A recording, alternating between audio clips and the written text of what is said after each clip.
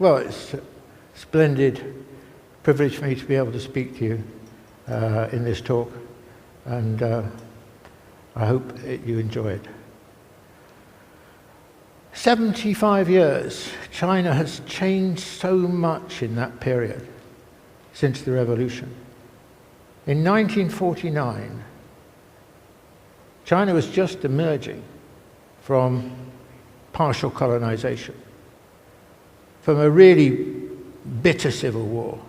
And China was poorer at that moment than quite a few African countries. And if you go back further in history, 100, 150 years and so on, an extraordinary feature of China was that over that whole period, it barely grew at all. It was about 1% a year. So we come to China's extraordinary transformation. Today, by at least one measure, that is gross domestic product by primary purchasing power, China's economy is the largest in the world. It possesses probably more industrial sectors than any other economy. Its living standards, well, I mean, there's been such an extraordinary change in the situation.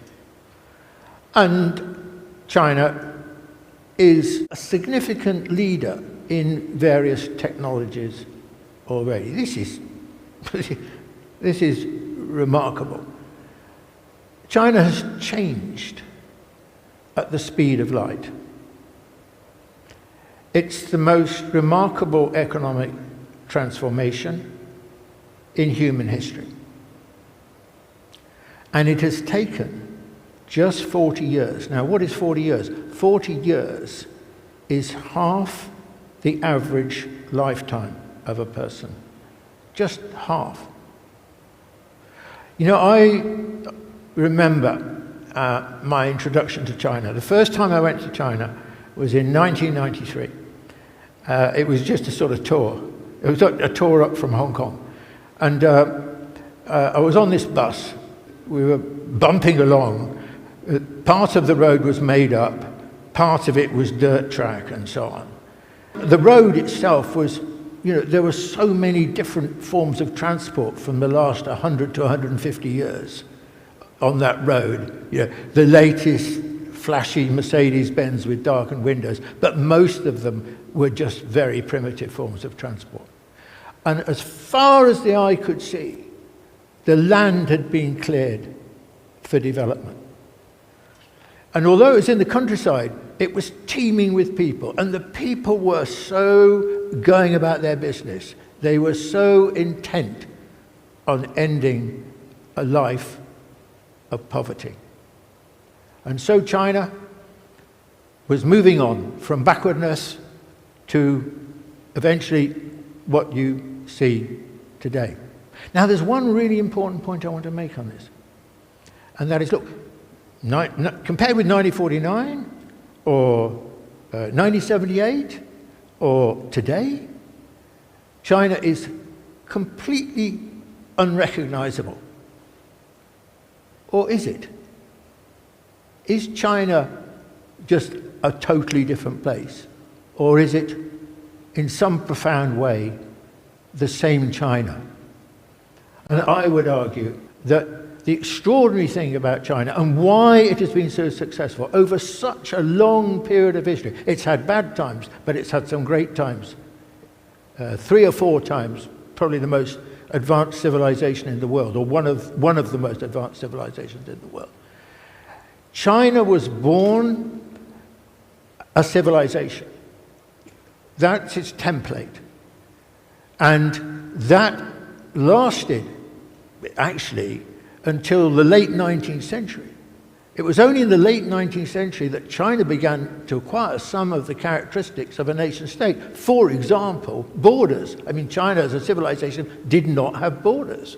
Even today, China, I would argue, is primarily a civilization state and only secondarily a nation state. This is quite different from the West. The West, of all being modern Western countries, born as nation states, and they are nation states, they behave like nation states. China is quite different in relation to this. And the important point here to grasp is some of the most fundamental characteristics of China, which probably most of us in some way or other take for granted, are really a product of China's civilizational roots. For example, the relationship between state and society, the role of the family, the pivotal importance of education, and many other things are the notion of the individual. The notion of the individual is very different from the Western way of thinking about an individual. All of these things are actually the template of China, which is a civilizational template, which has lasted all through these various different eras of China's history. Now, we are at a major historical point. China is reaching the point of modernity. It has finally arrived at Western levels of development. In some areas, it's ahead of Western levels of development. If you go to countries in Western Europe, some of the smaller ones especially, China's in a different era, really. And the reason why this is historically so significant is as follows. The story of modernization is essentially a Western story. It starts with the British Industrial Revolution in the first half of the 19th century. By as late as 1945, modernization and modernity were an exclusively Western story apart from Japan. Every country was Western. And what's more, the West and Japan used modernization against the rest of the world, essentially. They colonized it, including China. And in colonizing it, they deliberately held back its development. They prevented modernization. So essentially, those societies were caught in a situation of paralysis and stasis.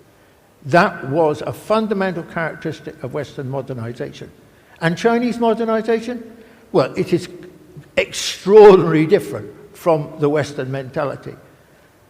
Chinese modernization sees its role, sees its place in the world alongside other developing countries to give the opportunity for developing countries to begin the process or advance along the process of modernization. So essentially, Chinese modernization you can think of as a public good for the developing world. And remember, the developing world, including China, accounts for something like 85% of the world's population. The West, always remember this, the West is a splinter of humanity. It is about 12% of humanity.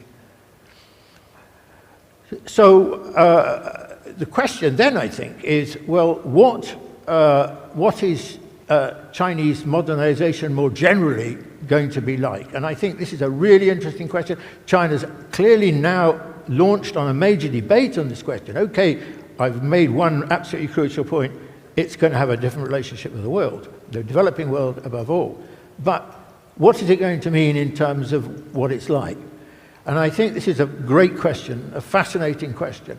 Is it going to be like Western modernization, or is it going to be something different? And clearly now, China is exploring the possibility of being very different, asking a different question.